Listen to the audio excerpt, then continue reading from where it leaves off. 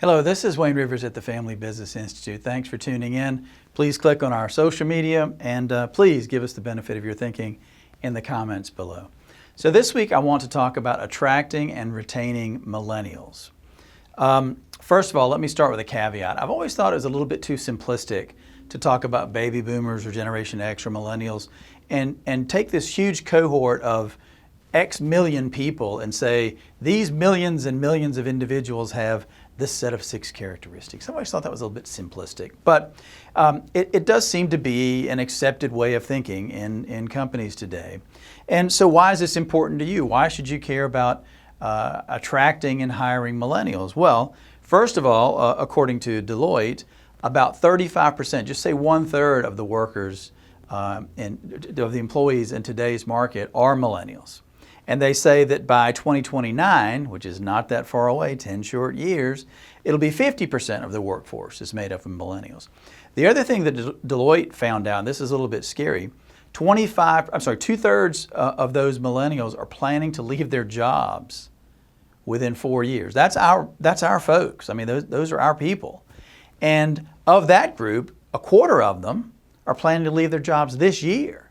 So obviously, you've got to be able to attract talent and you've got to be able to retain talent to do all the things you want to do. So this is critically important. So what are the characteristics of millennials in the workplace? What do they want? Well, it turns out, guess what? They're not so different from the rest of us. There are 3 simple things that millennials seem to want, according to Construction Business Owner, that that causes them to feel wanted and a part of something bigger than themselves. The first thing is vision. They want a clear, compelling, commonly shared vision for where the company is going. I don't think this is any different from any other age cohort. They want to see where the company's headed in the future. And you might have all that information right here between your ears.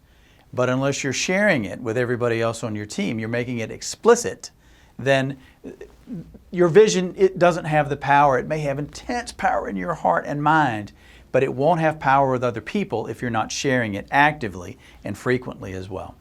The second thing that millennials want is they want clear roles and responsibilities. What is my job specifically? What am I responsible for? How am I going to be held accountable? Who's going to evaluate me? Again, it's a request for clarity. I remember my first job out of college was with a bank, and one of the supervisors a couple of levels up from my boss said, your job is to do whatever it takes. And this was in the 80s. That always bothered me. Do whatever it takes. I know that we should feel compelled somehow to be willing to risk life and limb on behalf of the company. But that always bothered me. Do whatever it takes. It was never very clear. So clarity is a better antidote for employees, millennials or otherwise, than a nebulous sort of all-encompassing job description. And the third thing is they want to understand what your company's values are. What do you stand for? Where are you going? What are we contributing and how am I going to help contribute to the overall mission of the company? How am I going to help make these values real in the way we interact with our customers and our vendors, et cetera, et cetera. An additional tip here.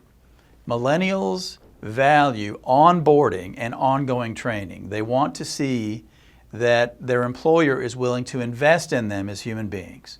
Again, not so different from anyone else that I might happen to know. And if you don't have a good onboarding processes, this is something that we're working on here. We want to make more of a fanfare.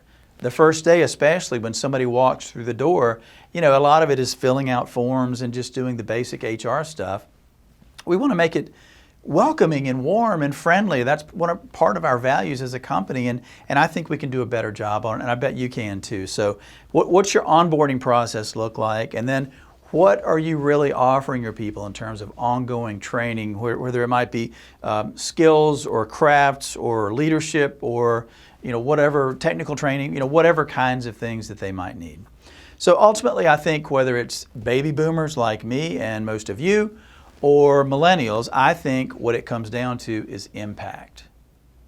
People want to see how the things they do on a daily basis have an impact in the world and in the companies in which they work. So I'd like to hear your tips for how you attract and retain millennials, your onboarding, those kinds of things. Please give us the benefit of your thinking. This is Wayne Rivers at the Family Business Institute. Thank you.